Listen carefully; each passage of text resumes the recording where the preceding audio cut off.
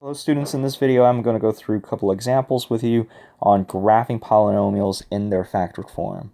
So in order for you to graph polynomials in their factored form, we need to understand a couple things. We need to understand the end behaviors of the polynomial. We also need to understand how the polynomial will behave as the polynomial is approaching the roots. Okay, so let's take a look.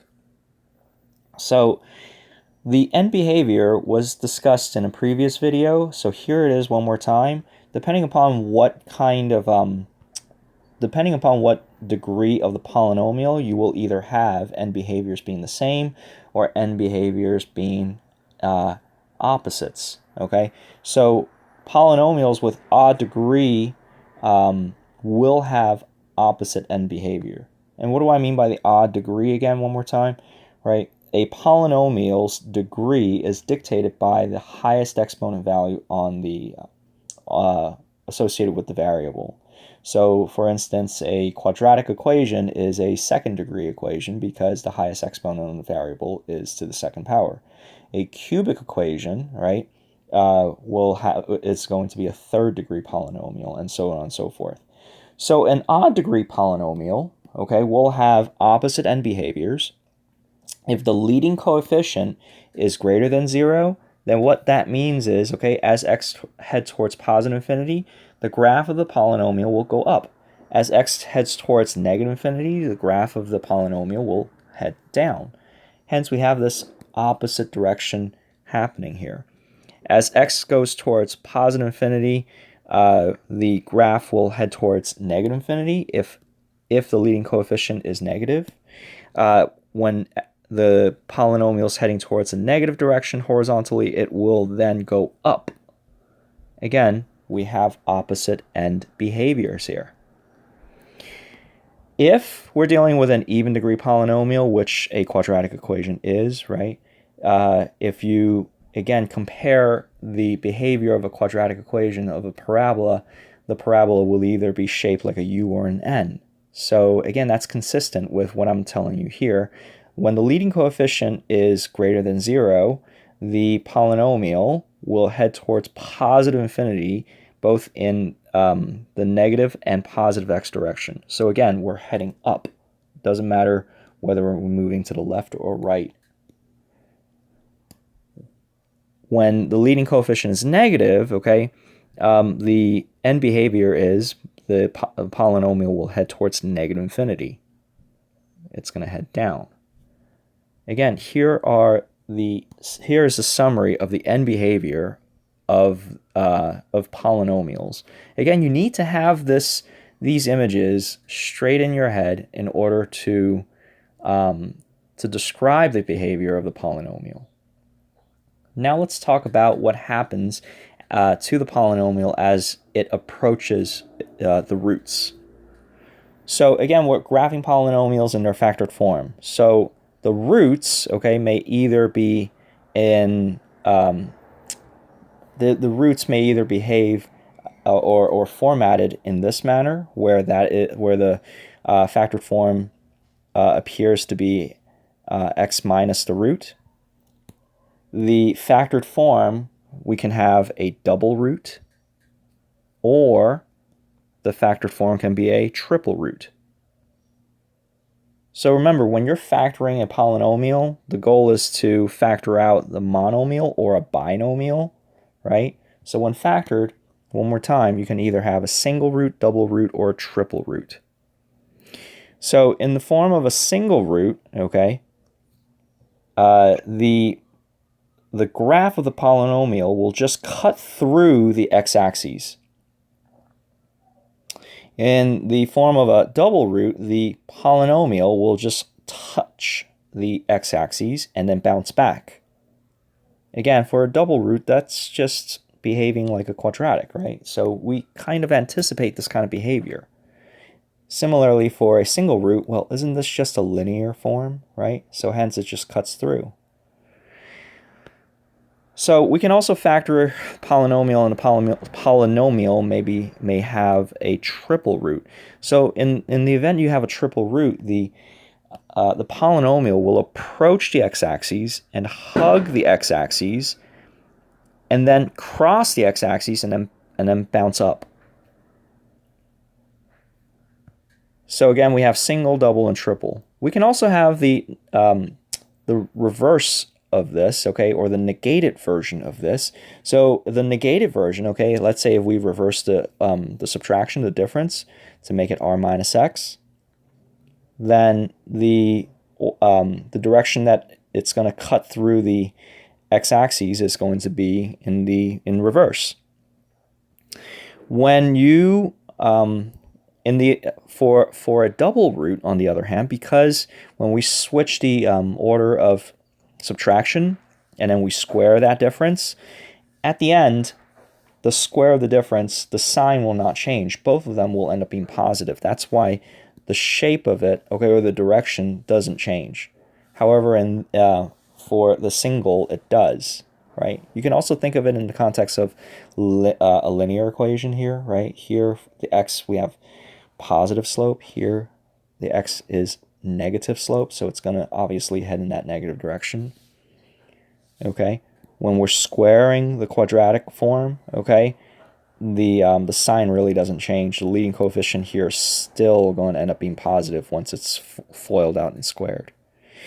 For a cubic, right, or triple root, okay, the direction that the polynomial hits the x-axis is going to be reversed, okay? In order for you to be able to graph a polynomial in its factor form, you will need to understand or have this picture in your mind along with this information here to be successful.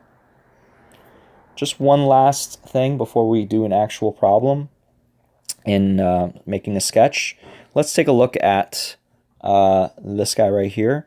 You need to be able to determine what degree polynomial you're actually dealing with. So for instance, this guy right here, in its factored form, okay, if we were to FOIL this out, this piece, okay, this factor would be third degree. If we were to FOIL this out, that factor would be second degree.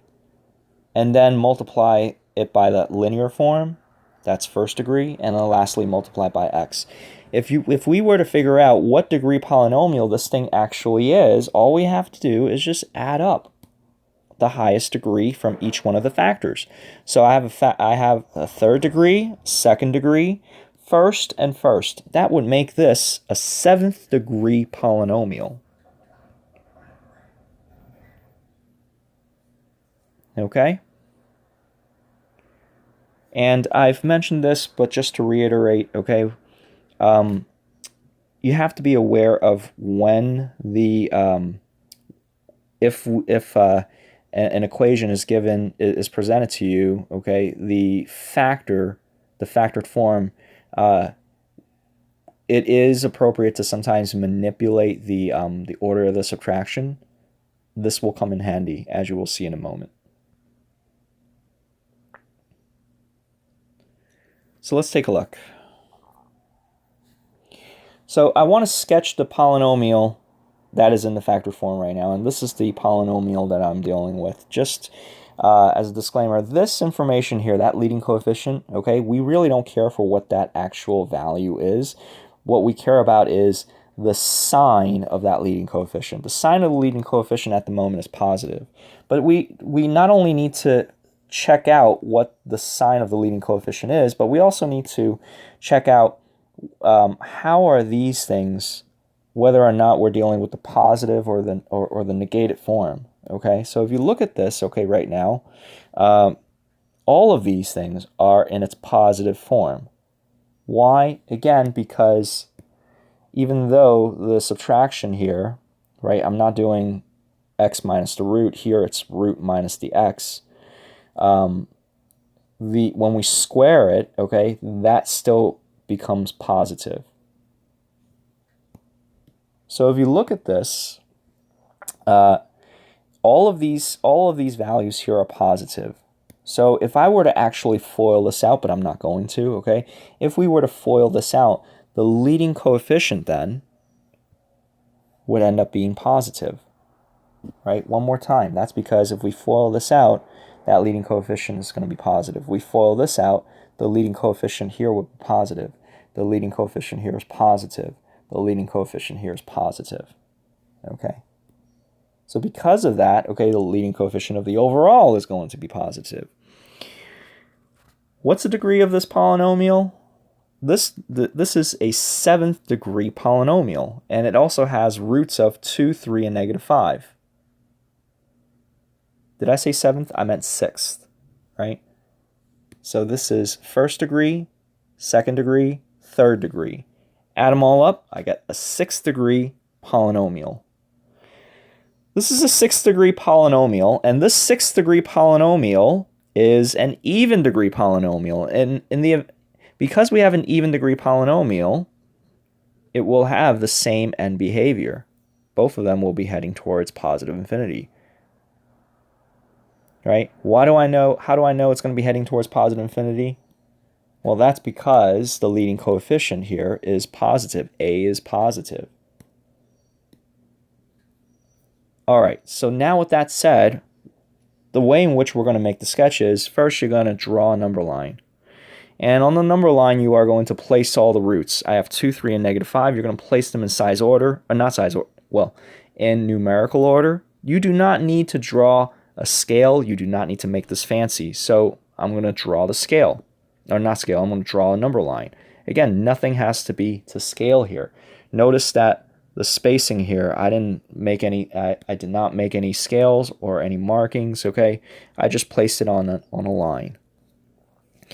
So we're going to move from left to right, okay, with the understanding of how the polynomial is going to behave as it's approaching the roots. So if I look at this, okay, at -5 here, okay, this is a 3rd degree polynomial. In order for the end behavior, for it to come from positive infinity, it has to come in this direction, right? Because the end behavior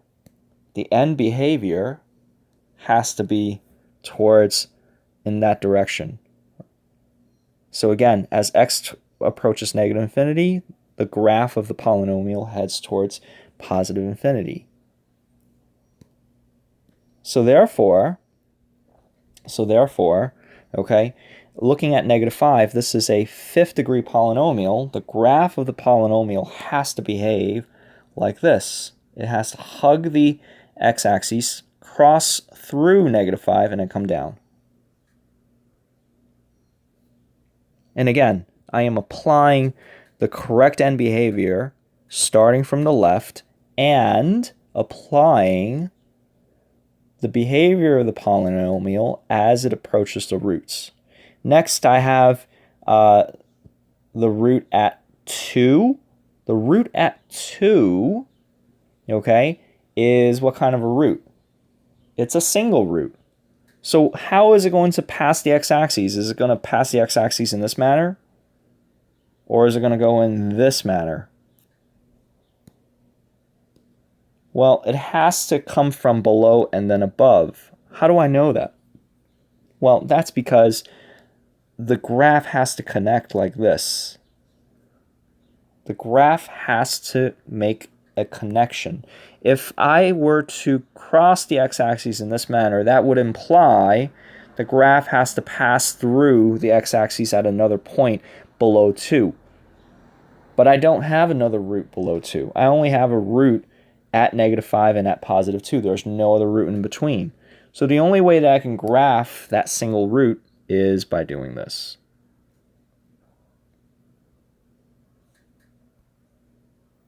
Next, I'm going to pass the x-axis at 3, or I have a double root at 3, which means the graph of the parabola has to come and hit the x-axis and then bounce back up.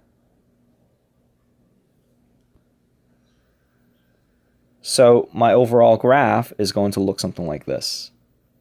And if you were to graph this on the graphing calculator, you'll end up with a shape that looks like this. However, if you do, okay, on your graphing calculator, you'll probably end up with a graph that looks like this. There's no way of us telling how far below the x-axis, this point actually is. There's no way for us to tell how high above the x-axis that point is. In order for you to determine those values, in order for us to figure out how the polynomial actually behaves, well, we'll need to study more math in order to do that. But for the time being right now, okay, with your level of understanding, the polynomial is going to pass the x-axis with this kind of, in this form, okay? And in order for you to be able to recreate this, once again, you need to have those rules in your mind. Which rules again? I'm referring to these rules here. These rules. Okay, you need to have these rules. All right, so moving on. Let's take a look at another example. All right, so looking at this, okay, I see here that the leading coefficient is negative. This is positive, and this is negative. Right? The order in which I'm subtracting. So because of that, I'll end up with negative and negative. So therefore, the overall leading coefficient, even though the leading coefficient here is negative, overall, if I were to FOIL this thing out, the overall leading coefficient would end up being positive. I recognize that I have two roots. I have a single root and I have a double root. The roots are located at 0 and 2. The degree of the polynomial here, this is a second degree and this is a first degree. So that means I'm dealing with a third degree polynomial, which means this is going to be an odd degree polynomial, which means it will have opposite end behaviors. So that means, okay, it's got to be coming from below and then above. I'm going to plot the roots on a number line. Again, it's got to come from below and above, starting from the left, moving to the right, okay? At 0, okay, it's got to come from below. It's got to come from below, right, because of the end behavior here. So I know that the graph is supposed to come from below, and then it's going to go up like that. That's how an odd degree polynomial is supposed to behave. How is the polynomial going to behave as I'm approaching 0? Well, 0 is a double root, so that means it's going to touch the x-axis and then bounce away. It's a double root. And then what's going to happen at 2? Well, it's just going to cut through 2. Because it's a single root, it's just going to cut through 2. And that's actually the shape of the graph.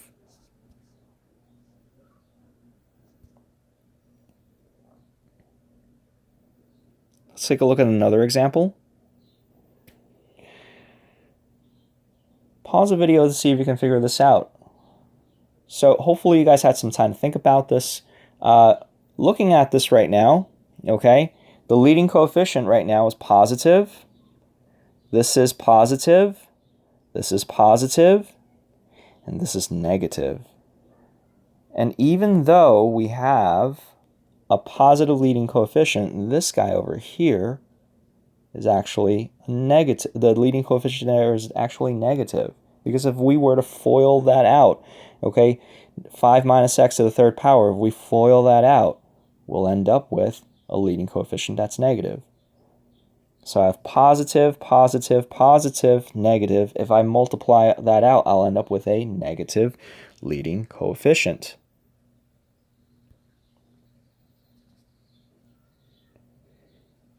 And then looking at this, I see here I have 4 roots. I have a single, double, double, and a triple. And the roots are located at -2, 0, 3, and 5 in size order. This is a 8th degree polynomial, thereby making this an even degree polynomial, therefore having the same end behavior. However, both of them are heading towards negative infinity. Let's plot these roots on a number line. So understanding that this is going to have the same end behavior, but because it's coming from below, it's gotta approach -2 coming from below. It's gotta leave 5, okay? It's gotta leave 5 and then head towards -infinity. So looking at -2, what kind of root do I have -2? At -2, that is a double root. So it's gonna go up, hit the x-axis, and then come down.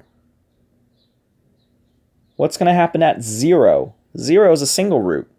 So therefore, from my double root, it's got to go back up and it's got to cut the x-axis, cut through the x-axis. At 3, that is a double root. That means it's got to come back down and then touch the x-axis. And then bounce back up. And then at 5 is a triple root. So that means it's going to come down, hug the x-axis, and then head towards -infinity again. But again, the way in which it cuts through the x-axis at 5, it's got to hug the x-axis, cut through 5, and then hug away from the x-axis and head towards -infinity. So again, at -2, tangent. At 0, it just cuts through. At 3, bounces back, tangent. And at 5, it's a triple root. Let's make all the necessary connections. That's the general shape of this 8th degree polynomial. All right, last question. So pause the video, see if you can figure this out. Hopefully you guys had some time to think about this. Again, looking at this right now, I see here I have positive, negative, negative, and negative. When I say positive or negative, I'm talking about the leading coefficient, right? If we were to actually FOIL this out. Again, if I FOIL this out, okay, I get a positive leading coefficient.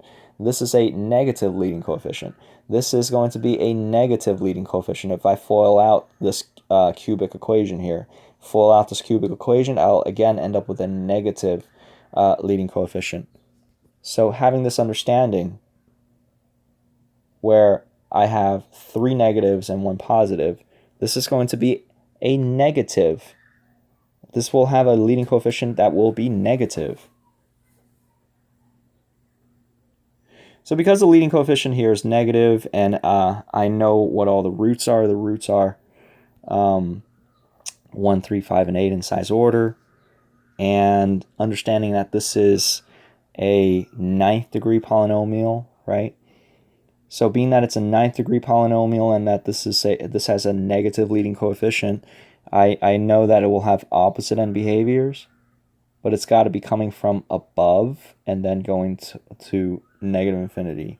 So on the number line, when graphed out all the different roots, it's got to come from above and then go towards -infinity over here. That's the end behavior for a polynomial with negative leading coefficient. Looking at 1 is a double root, so that means it's got to come and hit 1 and then bounce away. At 3, it's a linear, so that means it's got to come and cut through 3 like that. At 5, it's a triple root. It's got to come from below and hug the x-axis and then go away. And then at 8, it's a triple, so that means it's got to come down, hug, and then pull that off. Hug the x-axis at 8, and then cut through, hugging away, and then going towards -infinity. So the shape of the graph is going to look like this.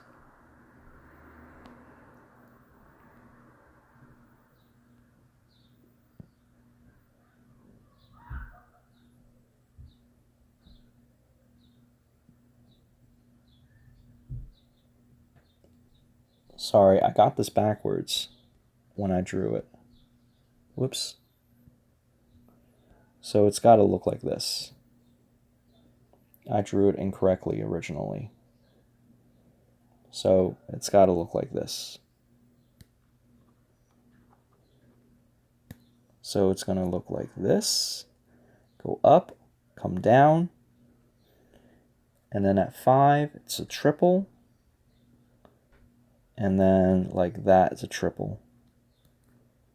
Let me try to do a little better job. So it's going to look like this. Whoops.